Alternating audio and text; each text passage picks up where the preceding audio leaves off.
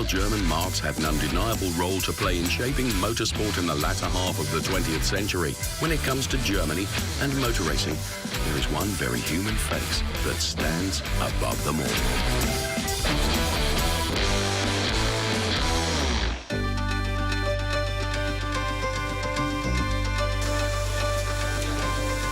It is impossible to speak of German motor racing success without naming the Italian elephant in the room. Scuderia Ferrari, while the marque is quintessentially Italian. Ferrari's greatest period of success came during the Michael Schumacher years. The Italian team and the German driver building a team that would come to define Formula One in the late 20th century. The working-class son of a West German bricklayer, Michael Schumacher, is currently the most successful F1 driver in history, with 7 World Championships and 91 Grand Prix wins to his name. In the Schumacher years, Formula One was the center of the German universe, a symbol of national pride for the wounded but reunifying country. While Schumacher was racing, Germany supported not 1, but 2 Grand Prix, with both the Nürburgring and the Hockenheimring hosting races each summer. In the current era, the country is battling to keep 1 Grand Prix alive.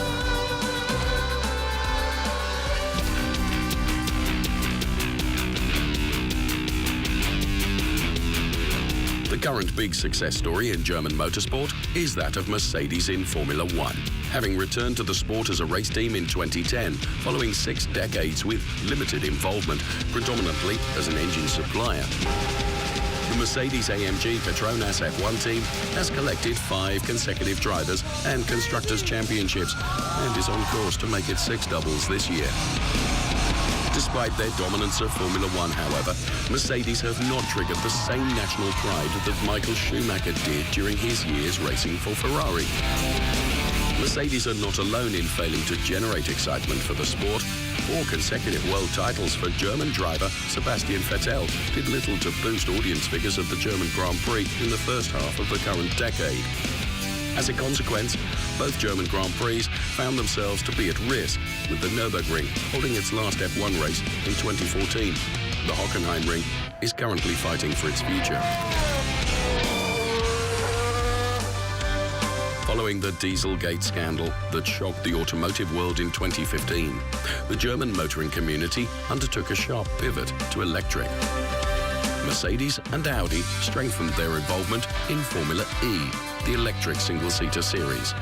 The big loser was DTM, or Deutsche Tourenwagen Masters, a German-centric racing series with rounds across Europe.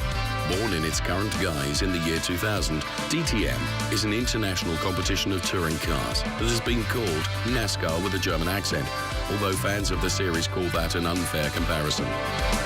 The series has been the launching point for the careers of a number of recent F1 drivers, including Susie Wolff and Pascal Wehrlein, the 2015 DTM champion. The category has also been something of a retirement home for former F1 racers and has extended the driving careers of Mika Häkkinen, David Coulthard, Jean Alesi, Paul di Resta and Timo Glock, to name but a few. Having been such a German-centric series, the category was thrown into disarray following Dieselgate, when Mercedes announced they would leave DTM at the end of 2018 to better focus on their nascent Formula E team.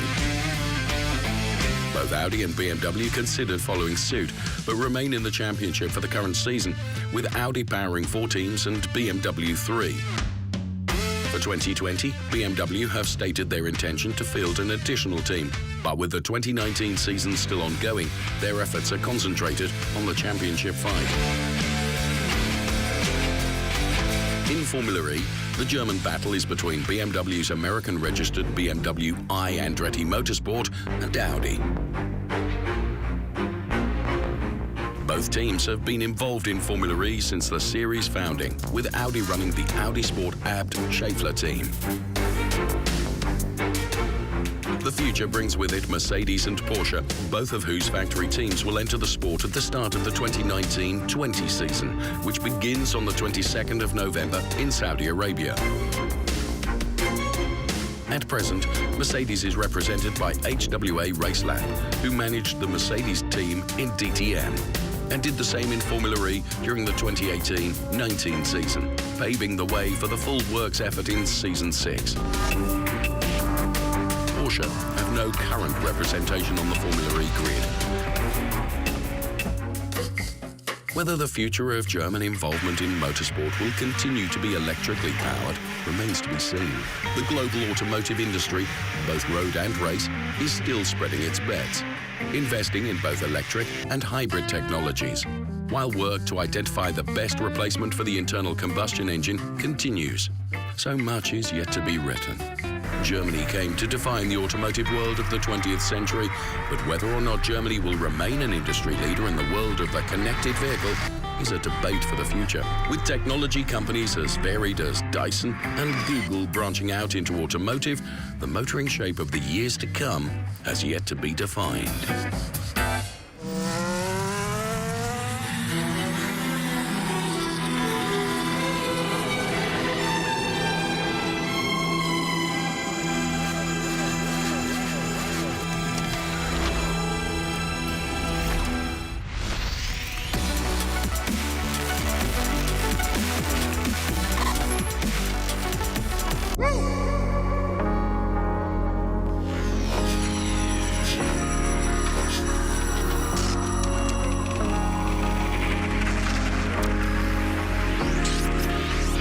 You're watching the ZNS Network, the People's Station.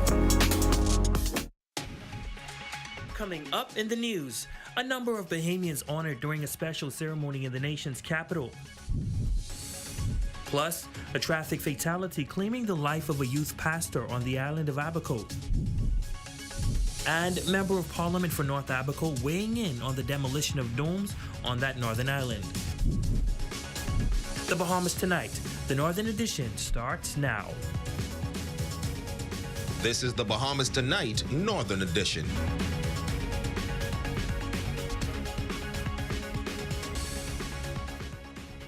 Good evening and welcome to the Bahamas Tonight, the Northern Edition. I'm Ramiko Knowles. Thank you so much for tuning in. Topping the news, the government of the Bahamas paused to recognize outstanding citizens of the Bahamas during the National Honors Ceremony in the New Providence on National Heroes Day. Bahamians from all walks of life were singled out for their unselfish contributions to nation building. The Governor General, His Excellency, Honorable Sir Cornelius Smith, presented 200 Bahamians, son posthumously, with national awards. A number of Bahamians were a part of making the national awards a reality, including the Minister of Foreign Affairs, the Honorable Fred Mitchell, Mistress Loretta Butler-Turner, and Canon Sebastian Campbell, to name a few.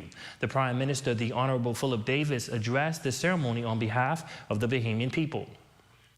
Each of these honorees has a unique and important story that is interwoven in the fabric of our history, of who we are. It is in peering into the past that we recognize our own strengths and draw courage to press forward into an ever uncertain future. Our story is the story of Pompey, an enslaved man who in 1830 rallied his fellow men in a valorous display against an oppressive power. 39 lashes and 192 years later, we sit here, free and sovereign. The nation's chief executive reminded those attending about our forefathers who shaped the political landscape of the Bahamas, including the father of the nation, the Right Honorable Sir Lyndon Pinling, and credited those nation builders for creating opportunities for Bahamians today. These 200 Bahamians honored today represent but a small fraction of those who have lent their strength to the building of this great nation. These women and men truly embody the good, the righteous, and the worthy. Some of them, like the 4 brave Marines who lost their lives working in defense of the fledgling Bahamas 42 years ago, serve as enduring reminders of the courage, tenacity, and fortitude that make a hero. These honorees stand as stalwart pillars of our community, And today, we lift them up in the highest gesture of gratitude. Well, in honor of National Heroes Month, our Raven Davis spoke candidly with retired Royal Bahamas Police Force Sergeant Michelet Marinard, who's received the Medal for Acts of Bravery in accordance with the provisions of the National Honors Act. In this report, Marinard gives a glimpse into his life as an officer and shares his unwavering dedication to service above self. With a yearning passion to serve since a teen, retired Sergeant Michelet Marinard joining the Royal Bahamas Police Force in 1983 and now boasts of an illustrious career with that organization. Marinard considers his tenure rewarding, though marred by cases that gripped the nation and subsequently transformed policing. The sordid case of the 5 missing boys, where he acted as lead investigator. Everyone in Grand Bahama was afraid and did not know what was going on. And this is when we formed partnerships with some of the international law enforcement agencies. That's where we forged a rather interesting alliance with the Missing Persons Bureau, which is still in place today. And it changed our approach on how we dealt with missing persons. The tragic plane crash of prominent preacher Miles Monroe and others. Marinard, one of those making the heartbreaking discovery. You will remember vividly, dealing with the matter, compiling and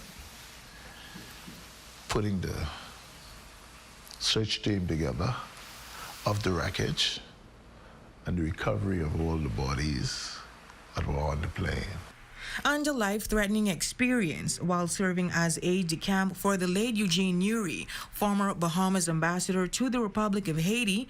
Newry's wife, along with Marinard, were at a market when robbers did the unthinkable. They attack, firing shots at us. It was natural from instinct.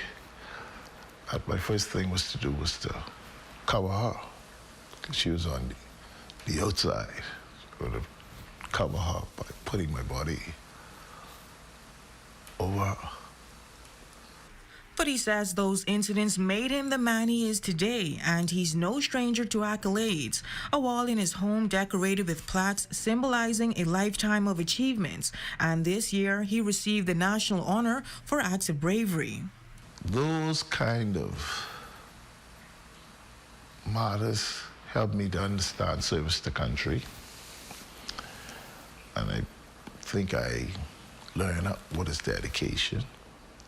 I'm most grateful to the country for recognizing my service to the country, so it makes me feel elated.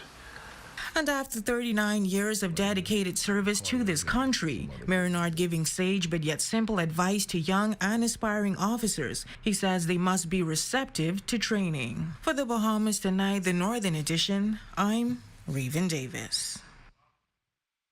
Now this week we'll highlight a number of residents who received national recognition in the nation's capital yesterday.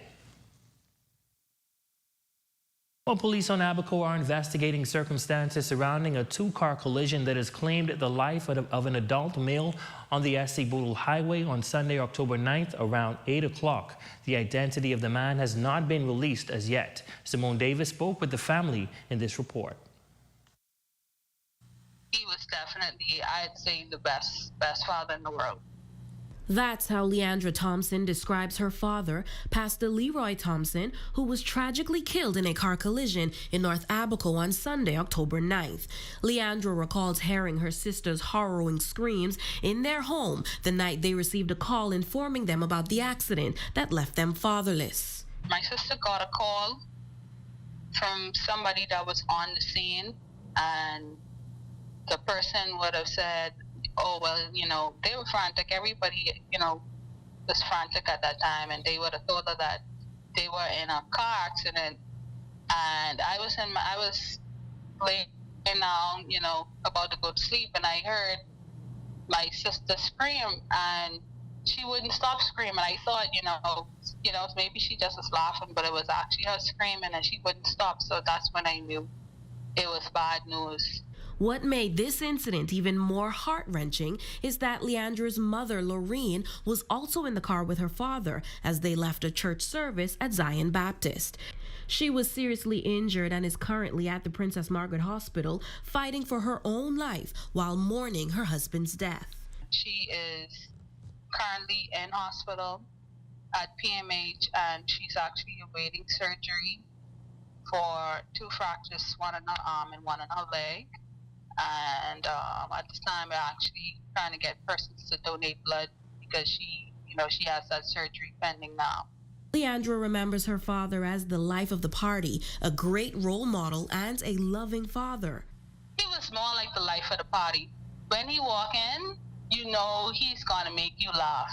No matter the type of day you having, he's going to crack a joke that's going to put a smile on your face. He was a good person, a good father. He may not have been perfect, but he surely tried his best to, show his kids that he loved them. For the Bahamas Tonight, the Northern Edition, I'm Simone Davis. In news from the crime beat, over $3 million worth of drugs confiscated during a joint-led operation between officers on the island of Abaco and Grand Bahama.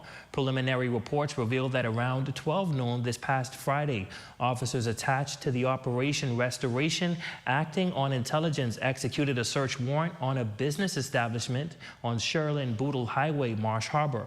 Additionally, the officers conducted a search of a bushy area in the immediate area where an estimated 5 pounds of cocaine, along with over 120 bills of suspected marijuana, were confiscated, along with a high-powered weapon and 2 pistols. 6 people, 3 Bahamian females ages 19 through 23, 2 Bahamian males ages 17 and 59, along with a 32-year-old Haitian male, were taken into custody. The suspects involved in this incident will be flown into New Providence at a later date. Active police investigations are ongoing.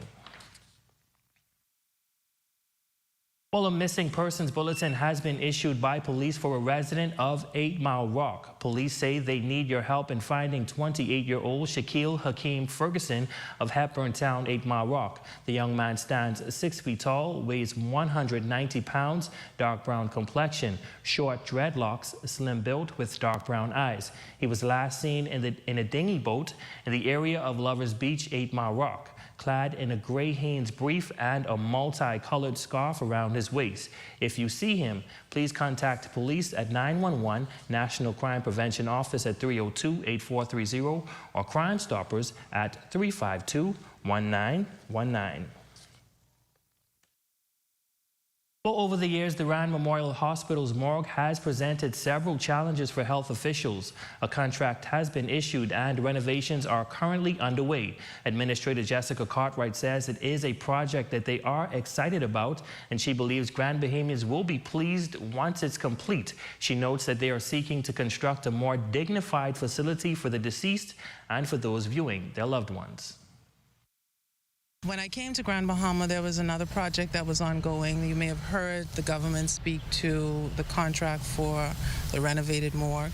And so Grand Bahama Health Services is constructing a morgue that will allow us to have additional capacity for the storage of remains, as well as a more dignified environment for the identification and for processing of the death of your loved ones, as well as for performing autopsies. And so we're really excited about, as interesting as that may sound, we're excited about what the morgue will do in terms of bringing a more dignified approach to the processing of deceased relatives of Grand Bahamians.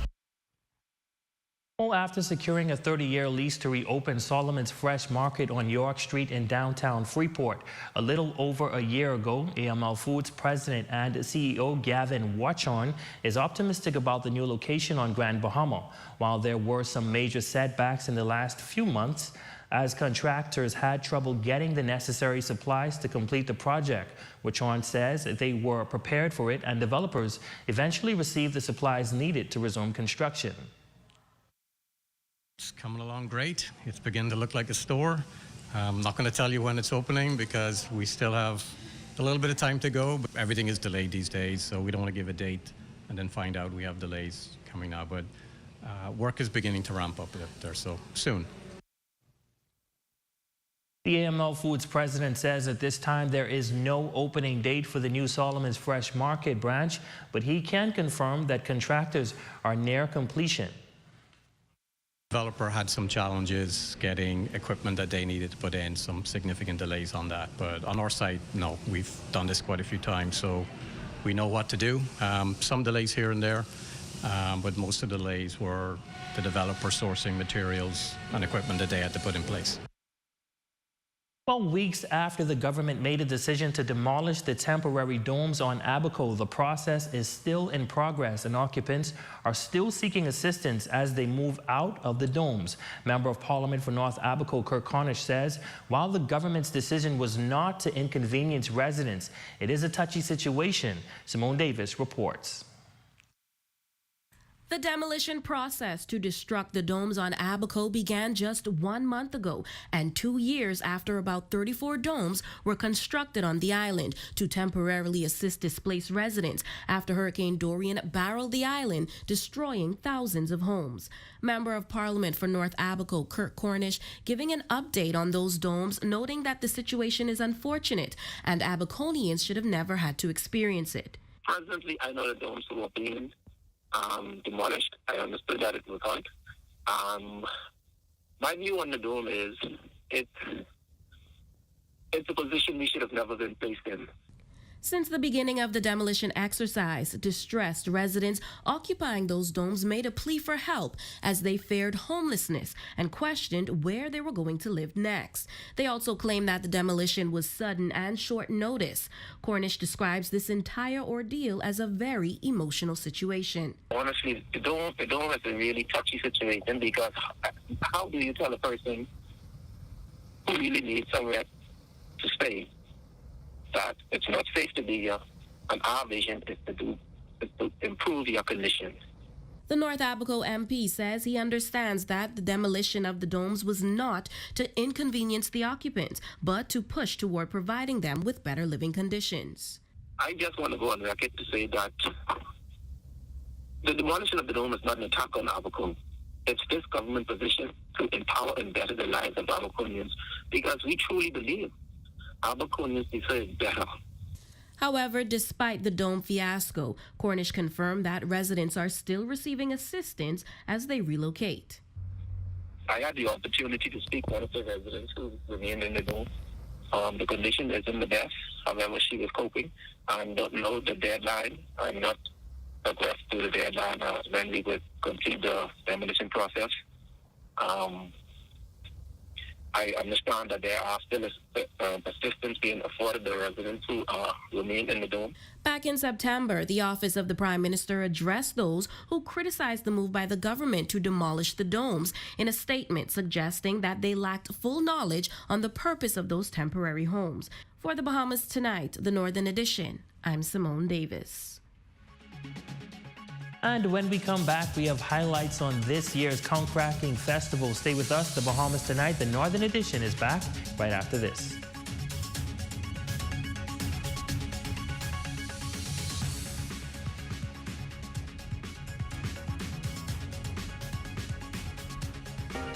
Hi, I'm Wes. I like to put some shoes on your feet. Hi, I would like to put some shoes on your feet. Hi, I want to put some shoes on your feet. I want to put some shoes on your feet. Hi, I want to put some shoes on your feet. Let us put shoes on your feet.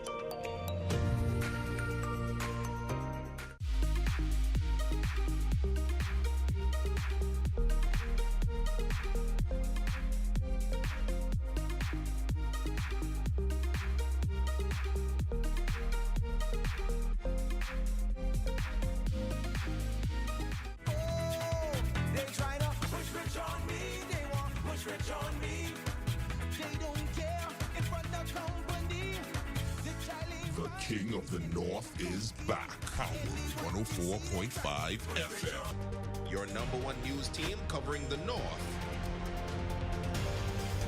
The Bahamas Tonight, Northern Edition. Welcome back.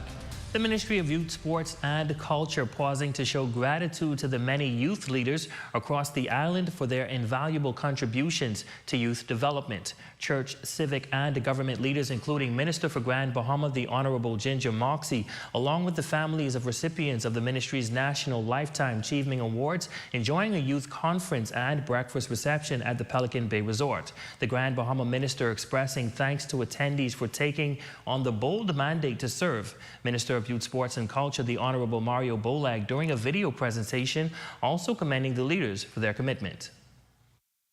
Our youth represent not only the future of our country, but the largest group of agents for the progress we hope to make and the change we desire to see. And while we pause to celebrate Youth Month throughout our beautiful archipelago, it is only fitting that we also pause to celebrate our youth leaders. I want to encourage you to continue to be the trailblazers that you are, for you are the pioneers that are creating the pathway for generations to come. As we continue to celebrate National Youth Month, let us all take a minute to reflect on why we do what we do and whom we are doing it for.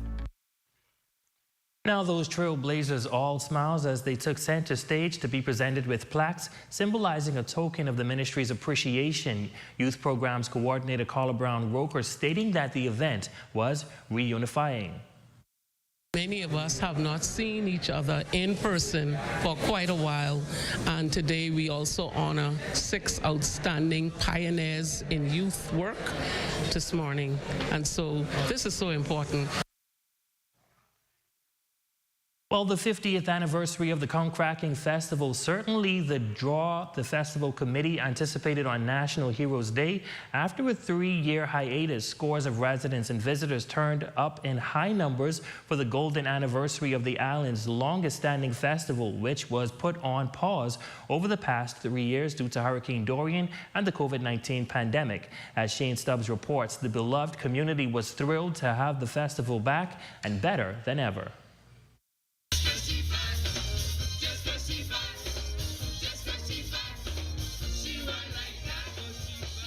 Live entertainment, food, fun, and the ultra-competitive conch cracking competition have been the recipe that has made the Conch Cracking Festival a success over the past 50 years. Despite the overwhelming heat, residents and visitors showed up to celebrate the 50th anniversary, which was certainly the draw the festival committee anticipated on National Heroes Day. Finally, after 3 years, vendors and officials shared what the return of the island's longest-standing festival means for the East Grand Bahama community, particularly McLeanstown. It's like a resurgence of, capital back into the community. The community up here was so devastated. With it coming back is a really revitalization of the community on a whole. Seeing that it's on the premises where the former junior high school was. Most of the vendors are here from the settlement, and it really helping them a lot because there wasn't no job and stuff for the people to really rejuvenate themselves. So it's really a plus. It's tremendous. We see the grounds have been beautiful. We see tourists are out here. We see residents are here. People from Freeport all across the Bahamas are here to celebrate 50 years. And that really means something. It just proves that East Grand Bahama is on the way to recovery. Even though we have gone through much and we would have lost through much, we still can say God is good. I am just happy to be here. I'm happy to see the vendors making money. I'm still happy to see the people enjoying themselves in a maskless society. And so you just see progress after progress. Adding some educational value, Jewel Benaby of the Bahamas National Trust reminding residents of the importance of conch conservation. So we're just engaging with the community, spreading educational awareness, and creating a conscious community here in East Grand Bahama. Tourists have come from far and wide to enjoy the festival over the years. The start of the conch cracking competition featured the visitors getting their hands dirty, and it would not be long before Bruce Moyer from New Jersey captured first place. I didn't know it was that involved, that messy. I definitely had to really get in there and pull it out, and I don't know. I need to work on my technique, though. It was a new experience. It's kind of messy, like he said, but it was fun. Certainly, after a 3-year absence, the spirit of the Conch Cracking Festival is alive and well. For the Bahamas Tonight, the Northern Edition, I'm Shane Stubbs. Your Tuesday evening check on sports is up next with Jay Philippe.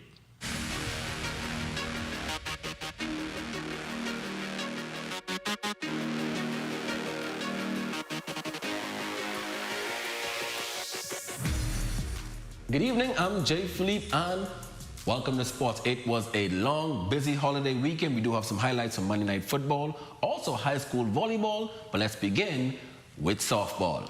The second annual Greg Christie Junior Girls Softball Tournament played on the weekend at the Mara Baseball Park. The opening ceremony was first on the agenda as former greats reflected on the late Greg. I'm glad that they have named this tournament a person who is deserving of that, Greg Christie, who used to be also the Secretary General for the Bahamas Softball Federation. Thank you so much for allowing me to share in the honoring of my friend, Greg Sterling Christie. Congratulations and best wishes to all the competing teams and coaches. May the best team win. After 2 days of fierce competition, girls like Diamond defeated Rising Stars 27-25 in the 12U championship game, led by Jemiah Thompson, who was named MVP. In the 18 under division, Rising Stars dominated Pink Panthers. Score was 20-3 to win the title. Liberty Thompson was the MVP. Switching gears now, high school volleyball played on Friday night at St. George's Gym. In junior boys played Tabernacle got the W in 2 straight sets versus St. Paul's Methodist. We're still working on the technique and the game, but they still have a long journey to go because we are planning to go to the playoff. We have good teams like Sunland and BMES. They always have, we have good games in here. Sometimes they play good, sometimes we play good, but I think this time we'll get it. This is the first time most of the guys are playing. So I'm telling him, our theme, motto this year is keep fighting, keep fighting. If we lose 3 rounds, we're coming back at him for the 4. So it's not over until the fat lady sings. And she's not singing yet, so it's not over yet. Games will resume this week at St. George's Gym.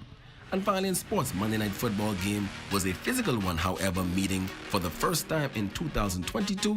The Chiefs and the Raiders combined for almost 750 total yards, going back and forth, but it was Patrick Mahomes and the Chiefs that won this one 30-29 at Arrowhead Stadium.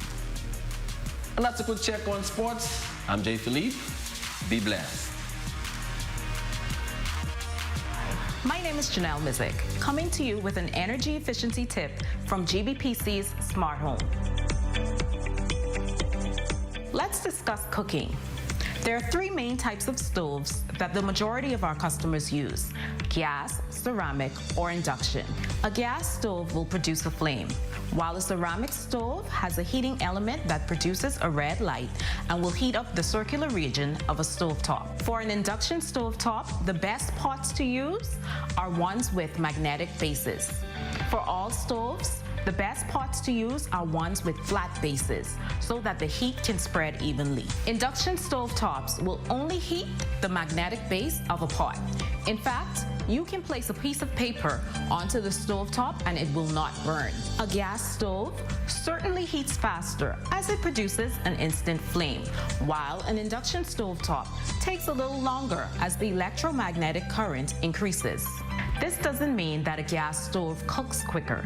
In fact, studies have shown the exact opposite. Temperature control can be a bit tricky with gas stovetops as it is manual. Ceramic or induction stovetops are a bit more controlled. When cooking, do not use smaller pots on large burners. In fact, that additional heat will just escape into your home. Use your overhead range to pull some of that heat out of your home. The heat that escapes your stove goes into your home and will actually cause your cooling bill to increase. The bottom drawer of your stove is actually not designed to store your pots and pans. It's actually a food warmer. Place your hot meals inside to maintain the food's heat longer. That bottom drawer is actually designed to keep hot food from cooling down quickly. Over the past few years, air fryers have become increasingly more popular. We recommend using your air fryer only if you're cooking smaller servings. If you are preparing a meal for a family of 5 or more, it may be more cost-effective to use your stovetop. For this and more energy efficiency tips, visit us at the Smart Home in the Region Center or follow us on Facebook.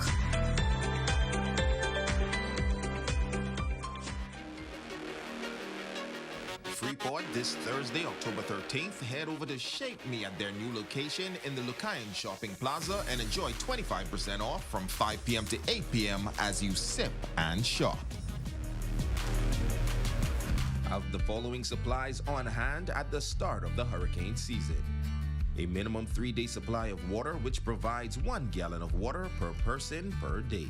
Minimum 3-day supply of non-perishable food items. Flashlights and extra batteries.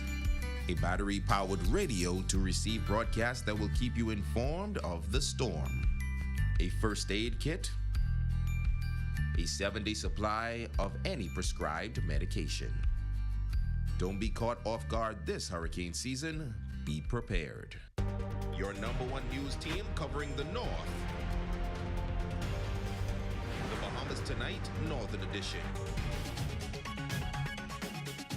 Tawana Cartwright, you are our Facebook friend of the day, and a special congratulations on the birth of your baby girl. You're a mother now. We also want to say a special happy birthday going out to Papa Willie Jones in 8 Mile Rock, celebrating his 109th birthday. You are a blessed man. And that concludes the Bahamas Tonight, the Northern Edition. On behalf of the entire news team here in the North, I'm Ramiko Knowles. Thank you so much for watching. Be sure to stay tuned as the Bahamas Tonight continues.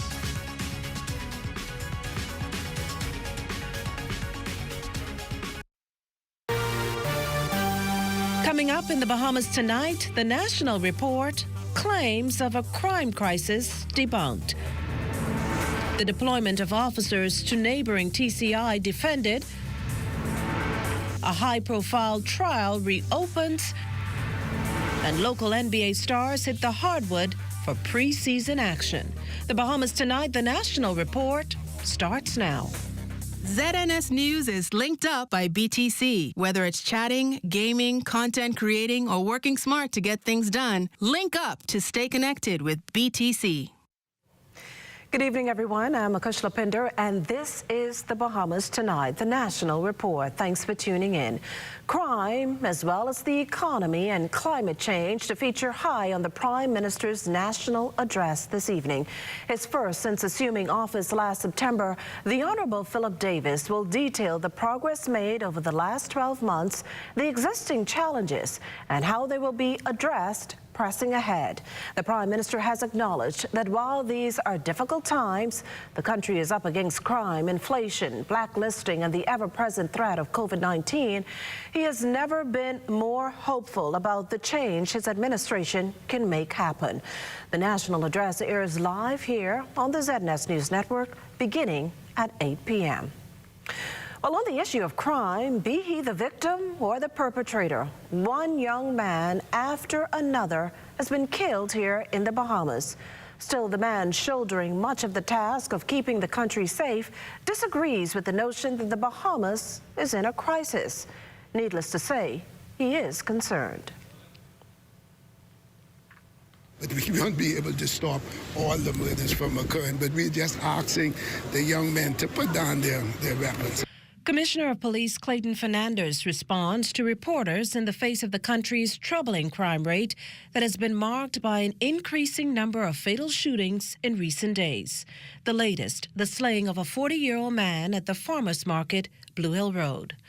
Fernandez comments, though, flying in the face of efforts to prevent this year's homicides from reaching triple digits. When asked if he was disappointed that goal was not realized, the commissioner acknowledged he was, But he also noted that there's clear-cut plan moving forward. We continue to go after those same individuals that are wanted. The office are empty. At some point, you will see my executive team. They are on the street as well. We're going to clear house. We're also reaching out to our reserve officers who are assisting across the board, and even our law enforcement partners, the Royal Bahamas Defense Force, who continue to assist us. But will that itself be enough to reduce the fear index that has gripped many? The commissioner offered this rationale. The murders that are occurring, the individuals know their target. I just want Bahamian people to know. And if you have families, loved ones that are involved in the life of crime, turn them into the police. You can't hang with them because you will become a potential target. In the case of armed robberies, Fernandez strongly advises following the recommended safety tips, which call for being aware of one's surroundings. Well, authorities have for months now been investigating allegations that Housing and Transport Minister JoBeth Colby Davis struck a police officer with her vehicle during the Bahamas Junkanoo Carnival back in May. The cabinet minister reportedly did so after the officer told her he was instructed not to let any vehicle through due to the road event. Colby Davis has denied the claims. As for where police are in their probe, I have a team of officers who are continuing and going back and reviewing the matter. And I should be able to get an update very shortly from the investigator who was assigned to that. And I will be able to bring the results. Well, don't wait until an issue comes to your doorstep if you can head it off. The rationale behind a recent deployment of Bahamian officers to the Turks and Caicos Islands, where, according to the National Security Minister, there is a surge in crime that could have national security implications for the Bahamas. Cleopatra Murphy has the details.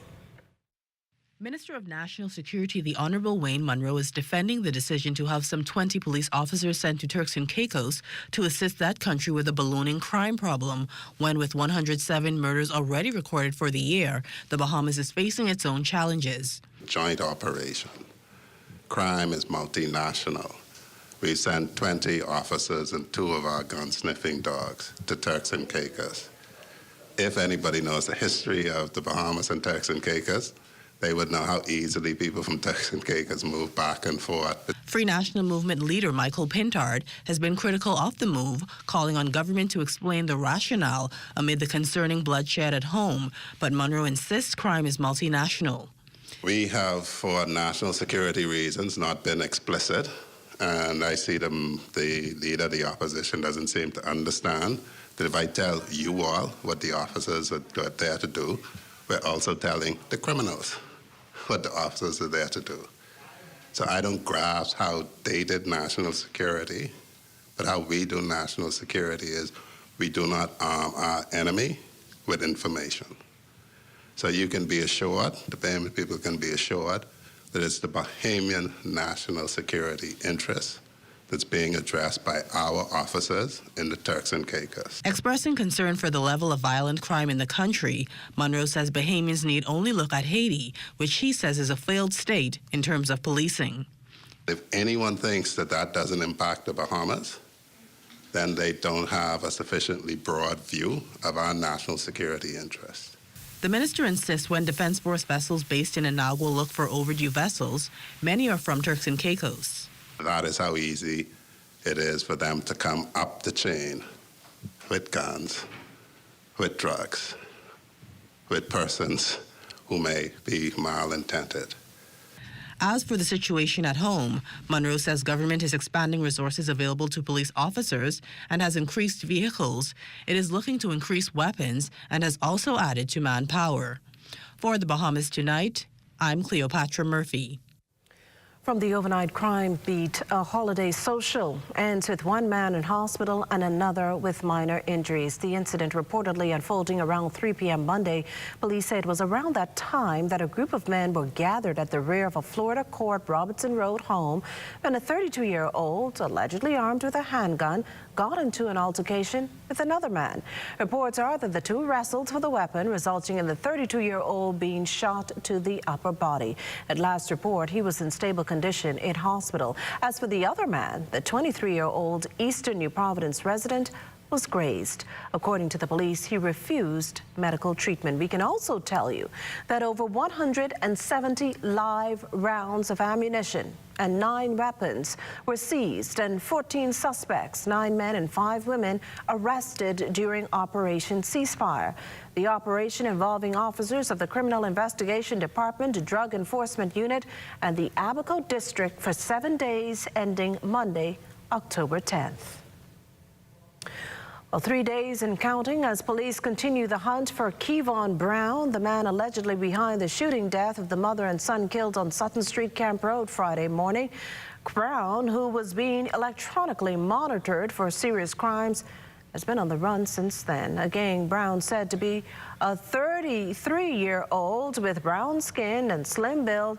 His height unknown. Any information on Brown's whereabouts should be phoned into the Criminal Investigation Department at 502-9991 or 2.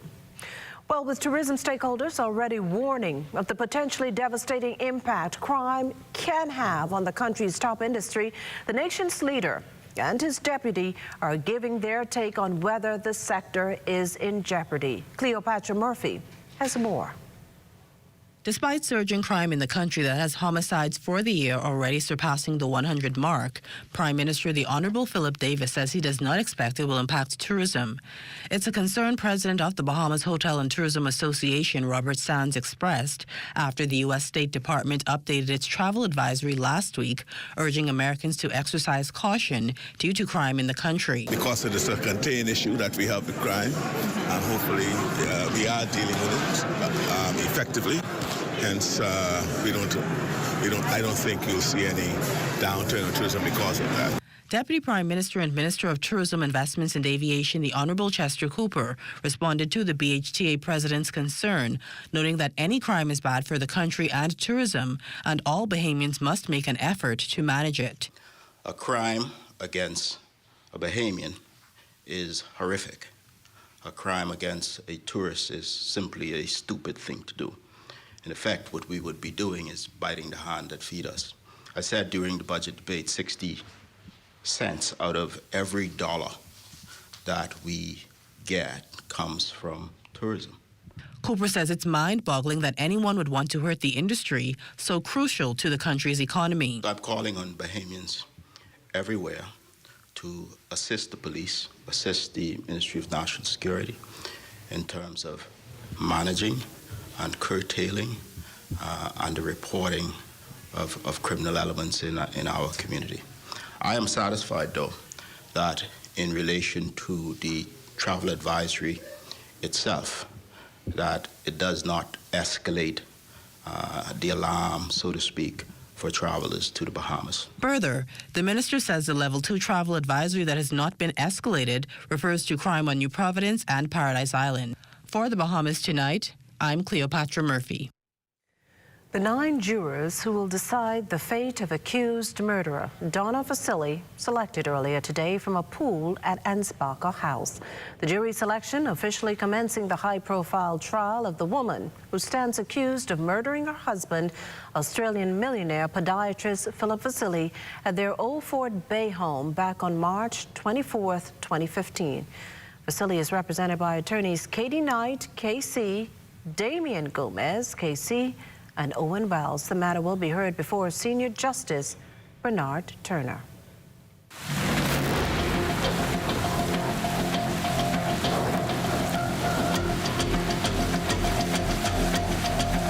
Hi, this is Chief Meteorologist Basil Dane with a tropical weather update brought to you by BTC and CBS Bahamas. Well, on this 11th day of October, the 11th named tropical cyclone formed late this afternoon in the southwest Gulf of Mexico at 5 o'clock.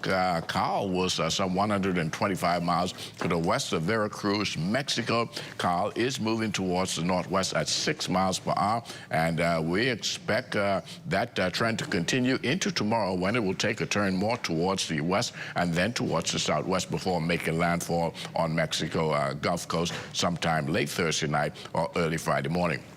Maximum sustained wind at the moment, they are at 40 miles per hour. We do anticipate some intensification over the next day or so, and then weakening will take place once Carl makes landfall by Friday.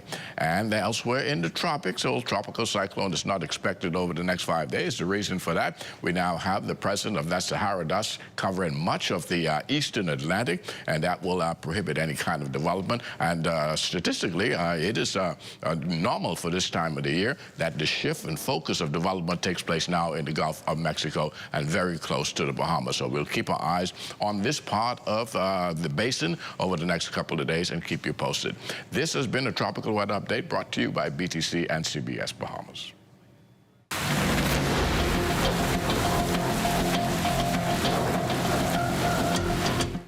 You're watching the Bahamas Tonight. Stay with us.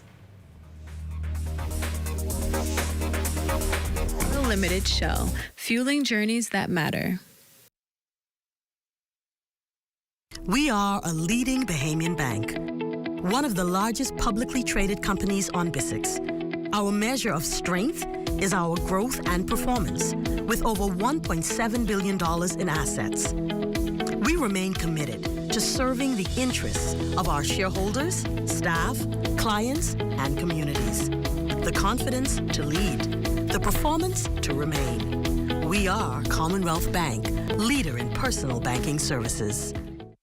We just got the new fiber internet speed bump. Now my internet's so fast, I can watch 2 4K movies, play video games, and browse on my computer at the same time. Yeah, my internet's so fast, I could download a whole season of shows before my noodles run cooking. Mine's so fast, when I go to church online, service actually over early. Mine's so fast, when I'm working from home, 5 o'clock, come before 3. Sound like you got this BTC fiber internet speed bump like me. But it's so fast, I had to have it. Current fiber internet bundle customers now have as much as 3 times the speed. Totally free. Link up with BTC. What makes us experts? Every bite. And while it's impossible to know how many there have been in KFC's history, each one of them is crucial. Because our secret travels from mouth to mouth. And we know that the first bite will never be the last. Kentucky Deluxe Chicken Sandwich, a triple breaded chicken breast, premium mayo, pickles, lettuce, tomato, and cheese on a buttery brioche bun. All our chicken expertise in a sandwich. Kentucky Deluxe Chicken Sandwich, only at KFC Nassau. When you wanna save money on your tile supplies, who you gonna call? The Tile King. When you tile your house and you wanna look good, who you gonna call? The Tile King. Visit the new Tile King showroom, which is internationally recognized as the finest tile showroom in the Caribbean, located in the Builders Mall on Wolf Road.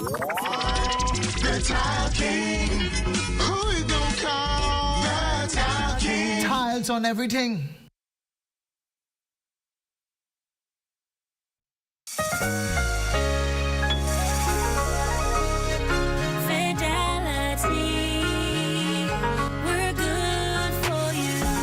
To think of the bank as my personal ATM machine. If I wanted a new car, new furniture, a weekend trip to Miami, no problem. Just max out the credit card or top up my loan. I was a big baller until I realized that 75% of my salary was going to pay back all those loans. Fidelity's personal financial coaching was the best solution. Fidelity gave me a plan with a debt consolidation loan that has a built-in savings that pays 5% interest. I now only have one low monthly payment plus money in my pocket. Give Fidelity Bank a call at 356-7764 in Nassau or 352-6676 in Freeport. Visit any of Fidelity's locations or visit a website at fidelitygroup.com. Fidelity.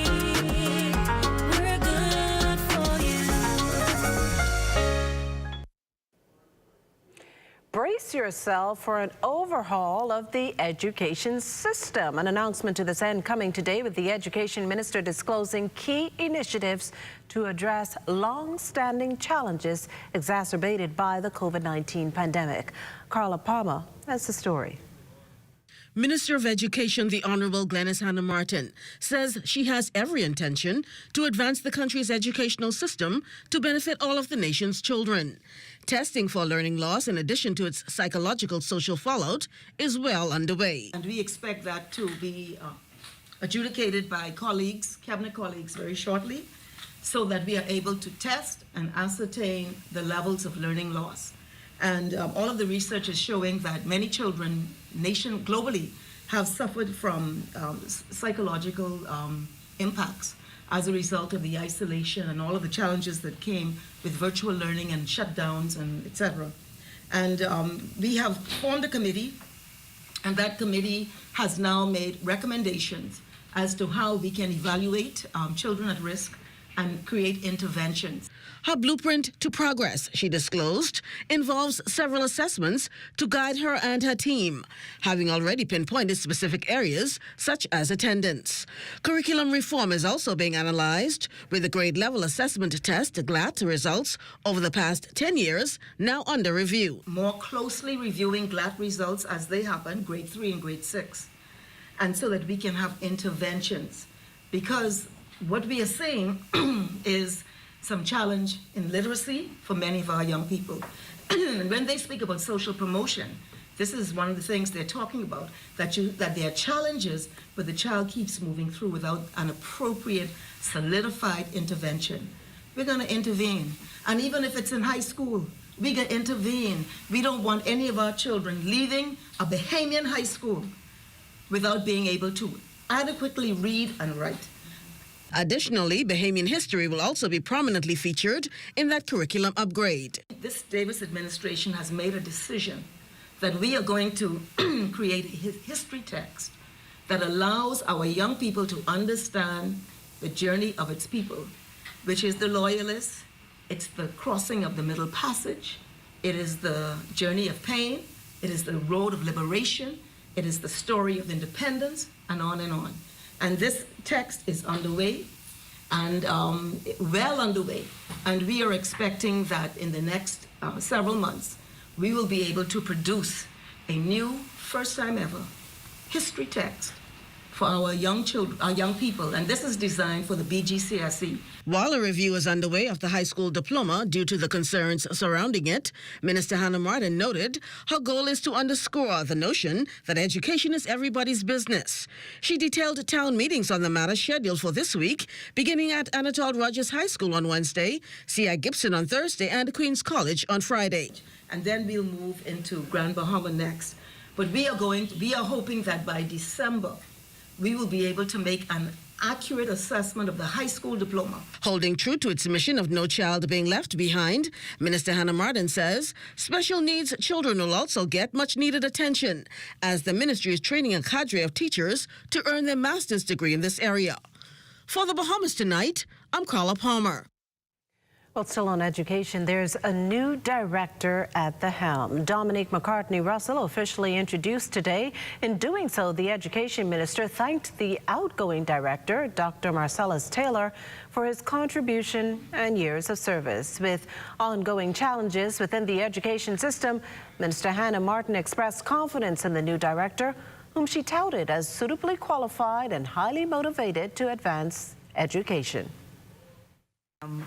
Really excited to serve as the Chief Technical Advisor to the Minister and also to be the manager of the public education system in the Bahamas.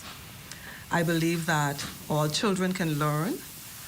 I think our goal as a nation is to ensure that our children can take care of themselves and contribute positively to our developing nation. I am excited to work with my team. I have worked in Abaco, Andros, Grand Bahama, and New Providence, and I'm a firm believer that every single child has a right to an education, whether they are in New Providence or they are in Acklands. And speaking of Abaco, the new acting director of education expressing sympathy following the passing of a former educator. Dominique McCartney-Russell knew Pastor Leroy Thompson very well, having once worked with him at Central Abaco High School. Touting his work ethic as an educator and his life examples as a leader, friend, and confidant, she says Thompson's death leaves a void in the Abaco community. A wonderful man. He was a counselor, he was a teacher, He welcomed all of our new teachers. He counseled them. He provided instruction. He was also very good with young people, working with young students, even as a youth pastor at one point. And so this loss is devastating to Abaco because he continued to provide that kind of quality opportunity for children, even in his role as pastor. Well, in this next story, BTC goes to the movies, and our Desmond Saunders is standing by to let us in on what that's all about. Well, I'm here at Fusion Superplex, and the activity should be picking up in a couple of minutes. BTC launching its partnership with Fusion Superplex. I'm coming live Fusion Superplex off Gladstone Road to talk about this partnership with BTC and Fusion striking the deal. And here to talk more about this deal and the partnership and what it really means is the company's CEO, Shamir Bhatti. A pleasant good evening. How are you doing? What does this partnership mean? It's been months, literally years in the making with BTC and Fusion Superplex. Thank you for having me.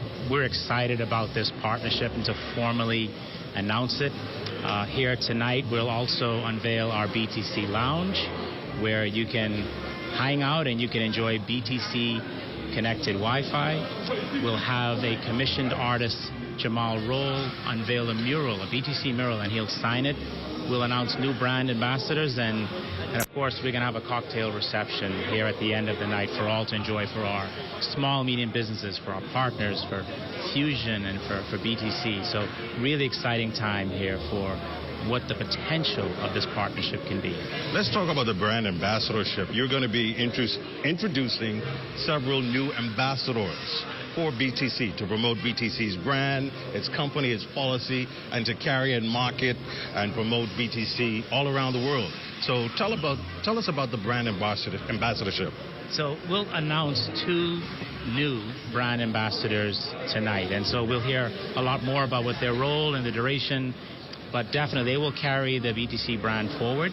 They will be a part of the events that we will hold here. As an example, some of these may be training, can be conferences, can be workshops, and they'll be part of some innovative initiatives that we collaborate with the Fusion team on to the benefit of the Bahamian public. Okay, so you're going to be hearing more about this partnership in our later newscast, but for now, in just a few minutes, as I said, Fusion Superplex is going to be buzzing with a whole lot of activity.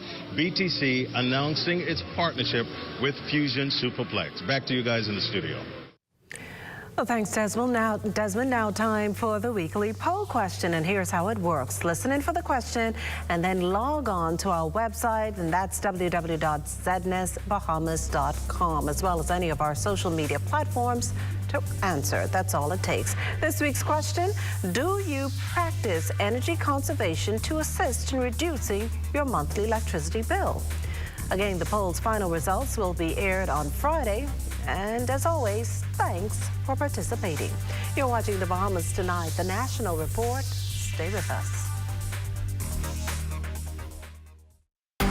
Hey, it's your honorary pump attendant here to educate you on the do's and don'ts at the service station. Here's what you don't do. Do not pull up from the pump without first checking that the nozzle has been removed from your car. Because if you pop this, that's about $600,000 to $30,000 to replace. These things ain't cheap. What you want to do is make sure that the nozzle has been removed, or just wait for the universal sign, which is the double tap.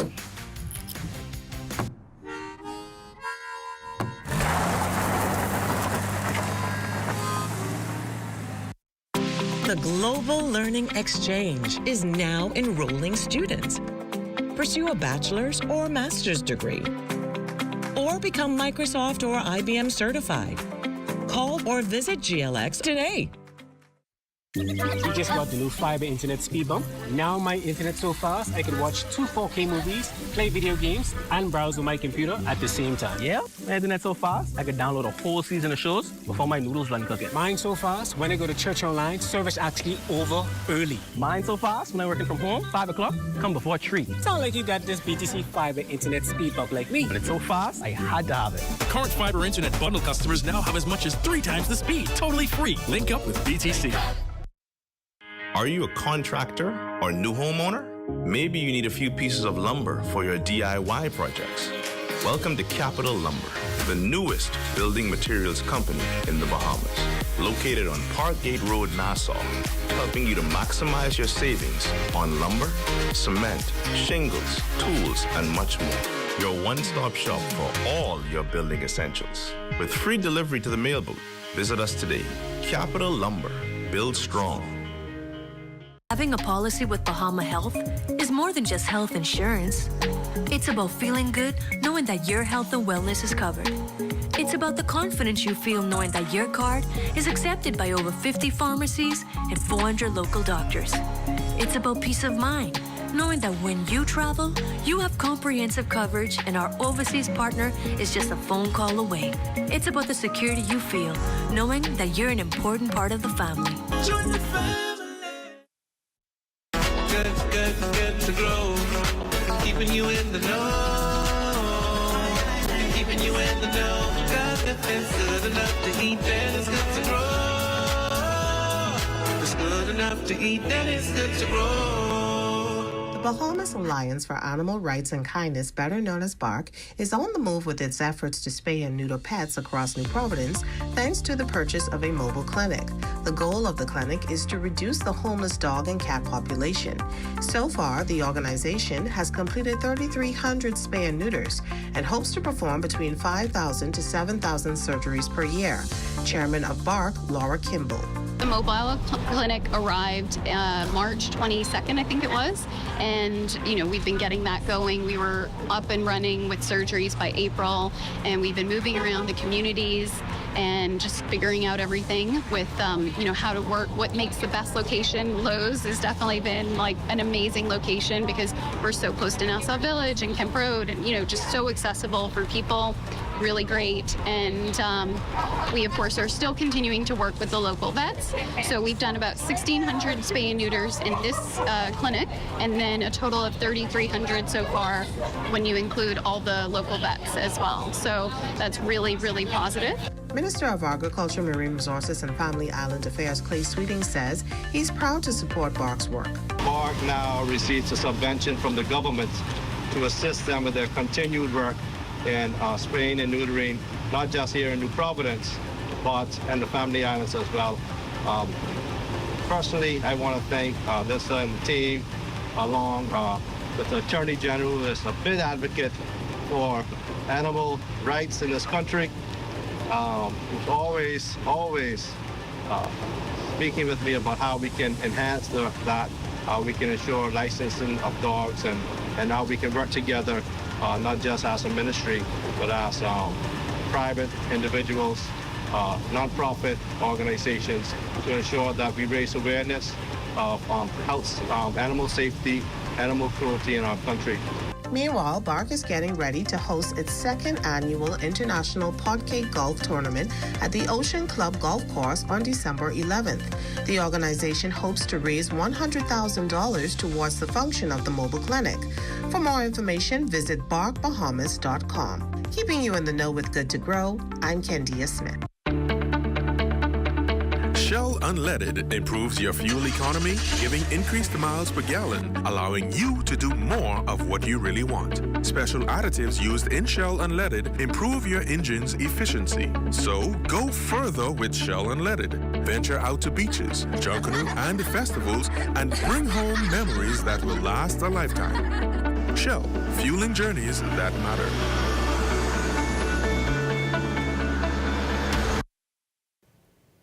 The National Insurance Board's paying out considerably less in unemployment benefits now that the economy has fully reopened, as opposed to earlier on in the COVID-19 pandemic. The minister with responsibility for the social safety net, the Honorable Miles Larota, says the reduction essentially amounts to millions annually as Bahamians have returned to work. Furthermore, should the country continue on this trend, that figure can be reduced further. Insurance is paying out about $610,000 per month. If we do the figures over the past few years, it's around 12 million. So at this pace, we're looking at between $7 and $8 million would be the figure. So that's considerably less than in the past. A local foundation's doing its part to bring some cheer to children battling leukemia by establishing a new center at the Princess Margaret Hospital. LaDawn Davis has the story. Transforming a corner of the oncology center at the Princess Margaret Hospital into something more kid-friendly was done with lots of love by members of the Blue Rose Foundation, hoping to bring smiles to the faces of victims battling leukemia. The bright orange display, which symbolizes the disease, received some spiritual blessings during a dedication ceremony on Tuesday. Committee members and officials of the Public Hospitals Authority were also on hand for the event. President Philip Bowe lost his mother to the disease a year ago and says he's excited about the new partnership. When they get into this area, they feel hopeful, they feel lively, they feel alive, they feel as though they have many days to come. So we decided to contact artist Al Pacino Wallace, and we partnered with him along with Bahamas Harvest Church, our sponsors Bahamas Harvest Church and FTX. And what you will see today is an uplift of this section where the children go and receive their treatment. So when they're in this area, they'll feel hopeful and they'll feel lively and they'll feel joy. Consultant pediatric oncologist Dr. Sinqui talked about the amount of patients that come into the center daily and the impact treatment has had on their lives. We expect to see about somewhere between, say, 4 to 9 cases per year based on our population size. You know, it's very funny though. In the past 3 years, we are part of a special program that partnered with the American Society of Hematology. And we actually got funding to help us to create this common protocol that is being used throughout our region, several countries, 6 countries in the Caribbean. And we only had 1 case of ALL in all the 3 years that we were part of this. Woodcock Primary School student Aaliyah Culmer heard about the initiative and decided to chip in and do her part by donating a flat-screen television and a number of books to cheer up patients. Meantime, lifelong friend of the family, Governor General, His Excellency Sir Cornelius Smith, applauded the foundation for keeping the memory of their fallen relative alive. Now, inspired by the life of a dear family friend, Maneva Kemp McIntosh, the mandate of the Blue Rose Foundation is to assist children living with leukemia and other blood cancers. Maneva loved life. And for 15 long years, after doctors had placed a time stamp on her life, she defied the odds. It was important because I felt like the children with leukemia really needed something with their treatment while they're getting it. And I was very interested in it, so I did it for them very much to help them with their treatment too. How many books you donated? I have donated at least 15. All parties involved in the dedication of this new space are hopeful that it will serve its purpose and bring some light and hope not only to leukemia victims, but their families. For the Bahamas Tonight, I'm LaDawn Davis. Awesome story there, LaDawn. As we head to the break, we'd like to thank all our viewers watching us live on our social media platforms. And just in case you missed the news, be sure to head there to catch up. Stay with us. There's more after the break. Make your company representative stand out through an embroidery design on your uniforms from Janae's Uniform Center, Chesapeake Road. Janae's utilizes the latest state-of-the-art embroidery technology to monogram large and small quantities of shirts, caps, bags, and other articles. If you don't already have a digitized logo, Janae's can design and digitize your idea and bring it to life. Then install the logo of your choice from their large selections of 27 stock colors of golf shirts in cotton or dry fit, caps, or workwear. Call 394-8385 or 6 or visit www.janaes.com. Throughout our lifetime, we must all make decisions. No matter how we choose, the right one just needs to be made. Like having J.S. Johnson Insurance Agents and Brokers as your insurance partner. We've been serving the Bahamas for over 100 years. Whether you need home, motor, marine, or commercial insurance, make the right decision. Call 397-2100 or visit jsjohnson.com. J.S. Johnson Insurance. Peace of mind. Elevate, elevate, we elevate, elevate, we elevate, elevate, we elevate, elevate.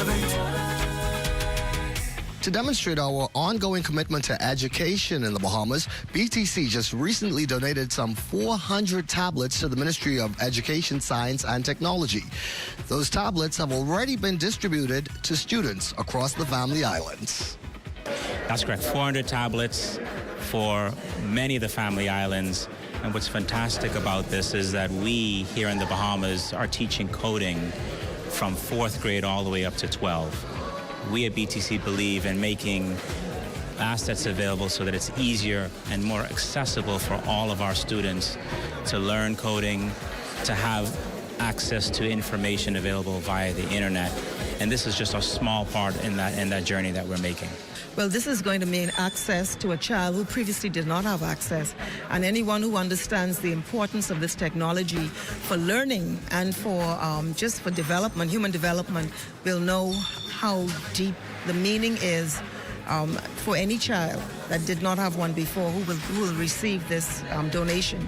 So this is the difference between night and day, between being outside of the world and getting into understanding the surroundings and accessing knowledge and research in a more substantive way. So this is huge, and to the children who get this will have tremendous transformative impact on their learning strategies. BTC's commitment to education is steady because we understand that heart is something we not only have, it's something we share. These are still the moments that move us. I'm Corvell Pyfrom. Be well and be back here. Next, BTC Connection.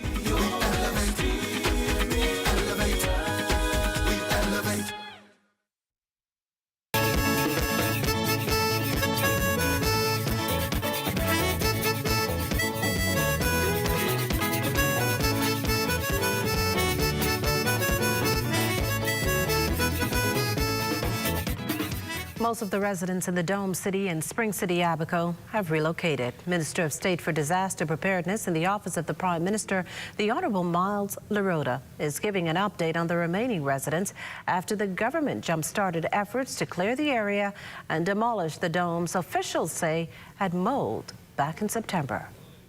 My information is that there are presently just 2 individuals who are there. Further information, they were not the previous, so they would have taken control of those domes or taken use of those domes after the agreement was reached for the individuals who were staying in the domes previously. Well, it's time now for a check on Family Island weather with Chief Meteorologist Basil Dean. Good evening, Basil. We are under clear skies. Temperature just around 87 degrees. Relative humidity 74%. The winds out of east-northeast at 12 miles per hour. Barometric pressure 1,017.7 millibars. That is 30.05 inches, and the pressure is steady. Temperatures around the Family Islands this evening, they are brought to you by Family Guardian Insurance Company. We're protecting you. 81 degrees in Freeport, Grand Bahama, Grand Key, and Marsh Harbor, Abaco, the Berry Islands at 88. 85 in Alistown, Bimini, 87 in Harbour Island, Roxanne, Eleuthera, 89 degrees, Black Point, Exuma, and Camp Space on Andros at 87, 86 in the Fresh Creek, Central Andros, Alistown, Cat Island, San Salvador, Roman Key, and Georgetown, Exuma, all at 87 degrees, 88 in Ragged Island, Clarence Sound, Long Island, and Crooked Island, Betsy Bay, Maguana, 86, Acklands, 86, Matujani, Nagua, 86, and the Turks and Caicos Islands at 85 degrees. And your boating forecast tonight is brought to you by Builders Mall, home of FYP, the Tile King, and the Pink Setter in the Northwestern Islands tonight through tomorrow. Southeast winds, speeds around 10 to 15 knots to the wave heights 2 to 4 feet. Your high tide, that will take place at 9:45 tonight. A second high tide at 10:09 tomorrow morning for the central and southeastern islands. East to southeast winds at 12 to 18 knots and the wave heights 3 to 6 feet. So those caution flags will remain in place for the central and southeastern islands into Wednesday. And as we take you into Thursday, the winds become southerly at 10 to 15 knots ahead of an advancing cold front. We'll tell you more about that later in the week. Wave heights 2 to 4 feet. High tide that takes place at 10:51 in the morning with a low tide at 5:19 in the afternoon. Now, for the central and southeastern islands, we also will see a reduction in those winds, becoming southeast at 10 to 15 knots of wave heights, 2 to 4 feet. So caution flags will be dropped for the central and southeastern islands on Thursday. That's going to do it for your boating forecast. It's time now for your international temperatures, and they are brought to you by Royal Star Assurance.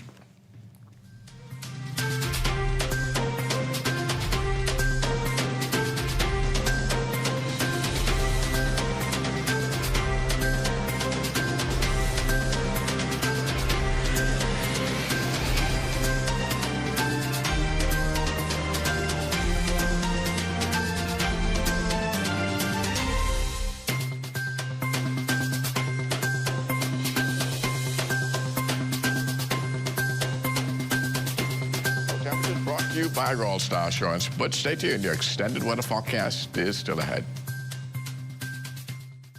Being the CFO at this young age, it really is very fulfilling to me, and it really shows that the hard work, the hours that I put in my career, they really paid off.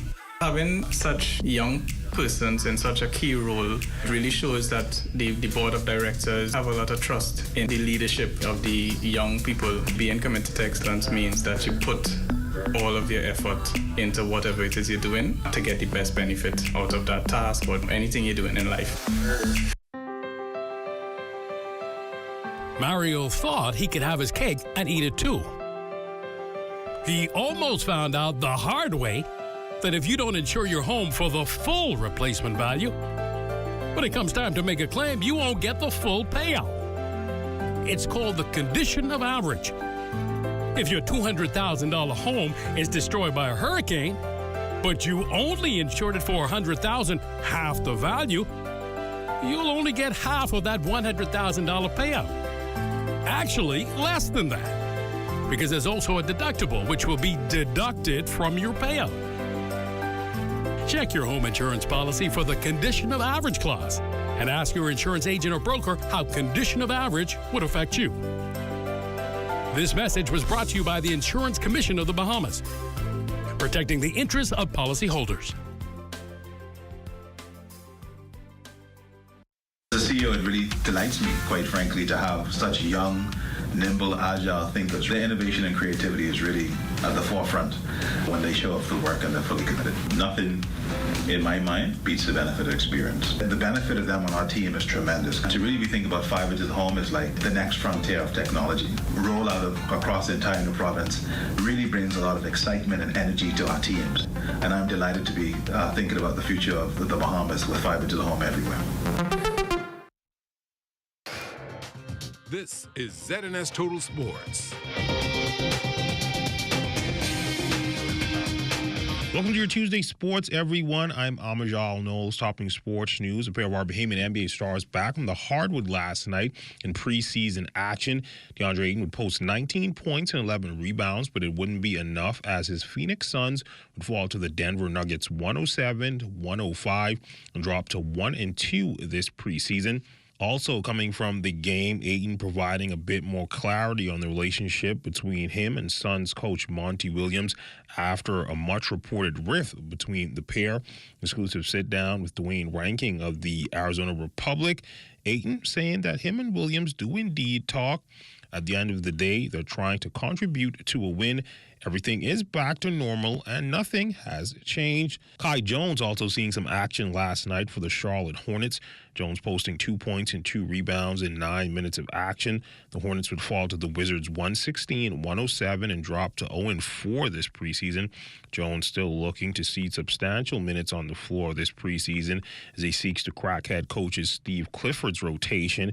In 2021, Jones excelled at the G League level, averaging 16 points on 61% shooting from the field, 32% from three, to go along with 9 rebounds, 1 assist, 1 steal, and 2 blocks per game.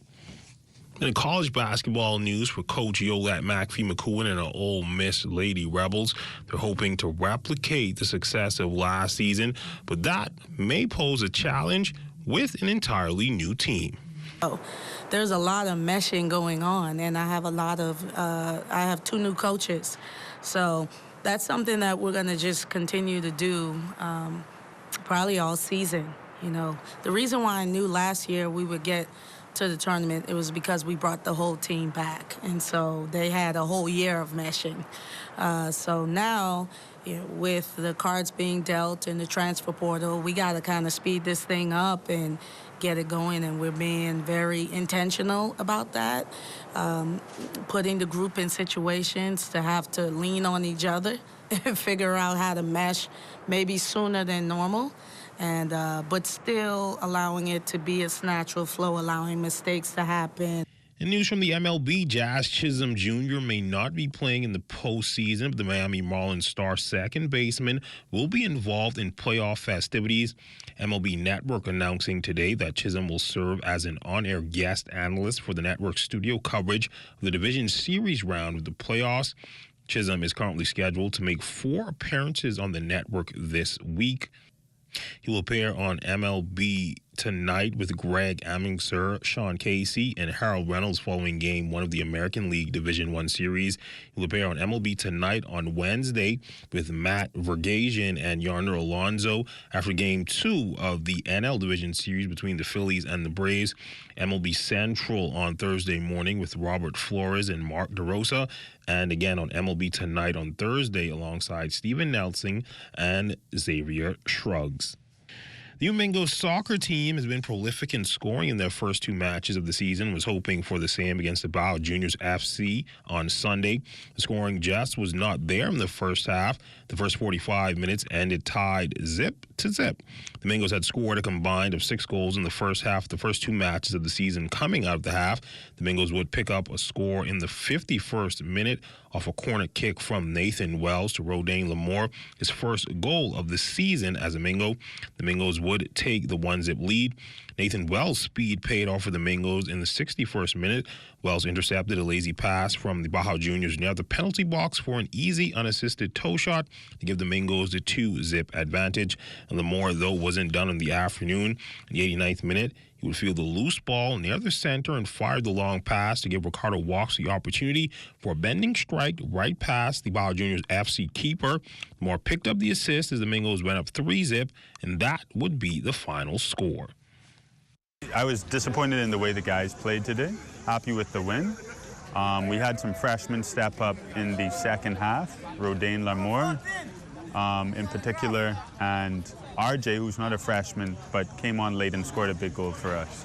So on a day where our typical key players were a bit lacking, we had role players step up, and I think it was huge for the team.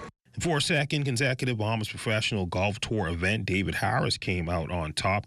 This time it was at the Hillshire Farm Open on Sunday, taking place at the Royal Blue Golf Course at Bahamar. The Houston, Texas native was in action in August at the BPGT's Bahamas Waste Open and emerged victorious. On Sunday, he shot a 3-under par 69 to improve on his performance from August, where he shot an even par 72. Finishing behind him on Sunday was Keno Turnquest, who scored an even par 72, and Tour founder and director Ricardo Davis finished third after scoring a 3-over par 75. And that's been Look at Your Sports on this Tuesday. A check on weather when we return. This is ZNS Total Sports.